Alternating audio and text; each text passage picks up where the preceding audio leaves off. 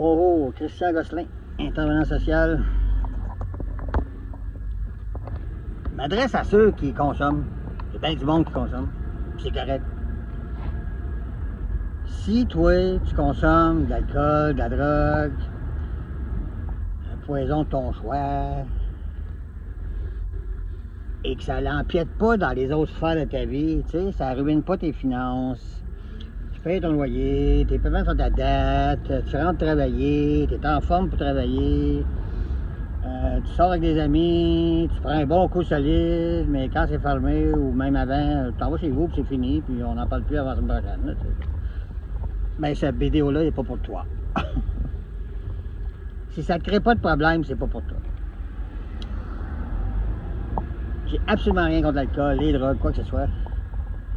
C'est quand ça commence à créer des problèmes dans ma vie. C'est là. Si tu vas chercher de l'aide, parce que ça crée des problèmes dans ta vie, ça prend trop de place. Tu consommes trop, puis ça prend trop de place dans ta vie, puis ça te nuit. Et tu vas chercher de l'aide. Et qu'avec l'approche en réduction des méfaits, ben ça fonctionne, tu réussis à gérer ta consommation, puis ça va bien. Ça va, ben cool. Prends une bière à ma santé, moi, je suis pas capable. Moi, je fais partie de ceux qui sont juste pas capables. Moi, je touche une goutte d'alcool, une puff de joint, une petite ligne de coke, nomme-les, n'importe quoi. Oh, je suis parti, mon ami. Ça s'arrête même pas à soir, là. Ça s'arrête, je sais pas quand. C'est comme des tsunamis. Wow, à un moment donné, ça s'arrête, là. Et puis ça s'arrête pas longtemps. Le temps d'une journée de repos coma, là, tu sais. Puis capable de bouger, puis capable de penser, puis capable. Fait que là, je me repose, puis quand je suis encore capable, ben, je recommence. Moi, je suis allé bien loin avec ça. Mais c'est pas tout le monde qui va aussi loin que ça. Il y a des gens qui, comme moi, sont allergiques à la substance. C'est doublé d'une obsession mentale. Et comme moi, c'est pas agressif. À 40 ans, je buvais pas comme je buvais à 18 ans. Ou comme à 15 ans. Comment c'est jeune? J'ai eu une progression. Mais j'ai jamais été capable de boire convenablement. Chaque fois que j'ai bu, ça a fini sous-raide, sous-mort, changement de comportement, pass-out, black-out. Tout le temps. Chaque fois. Ça arrive pas, moi, de prendre un verre, 2 verres, 3 verres, puis arrêter ça là. C'est jamais arrivé. Okay? La seconde, je touche à la substance, c'est comme si ça ouvrait une valve. Une soif insatiable. Ça déclenche une soif insatiable. Pas capable de combler ça. C'est jamais assez. Alors nous autres, on dit à une c'est trop, puis 1 million c'est pas assez. Puis là, une c'est trop. Ça m'a pris du temps à comprendre la notion du premier verre, premier joint, premier n'importe quoi. Toujours pensé, je me suis fait à croire, tu sais, comme, ah, c'est le 6e, faut pas j'en bois plus que 6. Si j'en bois que 6, je prendrai pas les pédales. Si je commence pas avant 4 heures l'après-midi, je suis correct. Si je mélange pas ça avec le fort, si je mélange pas le vin rouge avec ci, puis ça. Il n'y a aucune formule qui a marché, j'ai tout essayé. Moi, c'est le premier verre qui est fatal, chaque fois.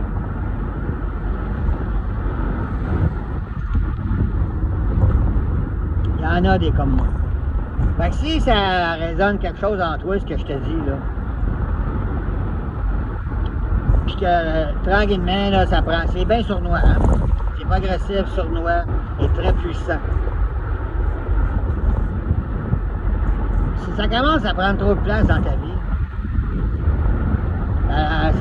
ça te nuit dans d'autres sphères de ta vie, ça te crée au travail, dans tes relations, amoureuses ou familiales ou autres. Ça te nuit. Tu penses à ça de plus en plus. Prends trop de place dans ton agenda, prends trop de place dans ta tête. Puis finalement, ça va prendre toute la place. Toute. Moi, ça a pris toute la place. Je ne vivais que pour boire, ou consommer, ou manger, whatever. Je me levais le matin, ting, il n'y en a pas dans le frigidaire, qu'est-ce qu'on fait pour en mettre là-dedans? Fait que ça m'a fait faire des affaires pas très honorables. J'ai manipulé, j'ai menti, j'ai volé. Et aujourd'hui, je suis l'homme le plus... 15 ans de sobriété, bientôt dans quelques jours. Je suis l'homme le plus honnête, fiable, intègre. Alors j'ai vécu à cause de l'alcool, j'ai vécu à l'encontre de mes valeurs les plus fondamentales. C'est pas très plaisant. Fait que si ça c'est toi là, le plus vite tu t'arrêtes, mieux que c'est. C'est pas comme moi aller à l'autre bout du monde puis dans le trou profond creux là, à 48 ans t'as réveillé. Il est tard. Je regrette rien. Il y a une chose qui me fait c'est que moi j'ai pas de fonds de pension, j'ai pas de retraite, je vais travailler tant que je vais être capable. Pas le choix. Pas le choix. J'ai rien bâti, j'ai rien, pas de placement, rien. Vie de paye en paye, 63 ans. Mais je suis heureux. Quand je buvais, et si tu bois comme moi, j'ai bu, dans ta tête, ne pas boire, c'est inconcevable. C'est impossible. C'est comme respirer, je le sais. En me libérant de la petite prison de Valtetro, à un moment donné, il y a un gars qui me dit « Faudrait bien te rejoindre ta famille, aller travailler, puis faire vivre tes enfants, puis tout, toi, tu sais. T'es pas un gars violent, pas un gars méchant, j'ai de l'alcool, tu sais. » Il dit « Moi, je vais te suggérer, là, je vais te proposer pour qu'on te libère. Ben, je veux pas avoir l'air d'un fou, là, je veux pas que tu reviennes ici le mois prochain pour la même raison, tu sais. » Avant que je signe ça, ce papier-là, il dit tu vas-tu reboire, tu sais. Hey, dans ma tête d'alcoolique, c'est inconcevable de ne pas boire. Hey, je m'ai arrêté de conduire. Il a signé le papier.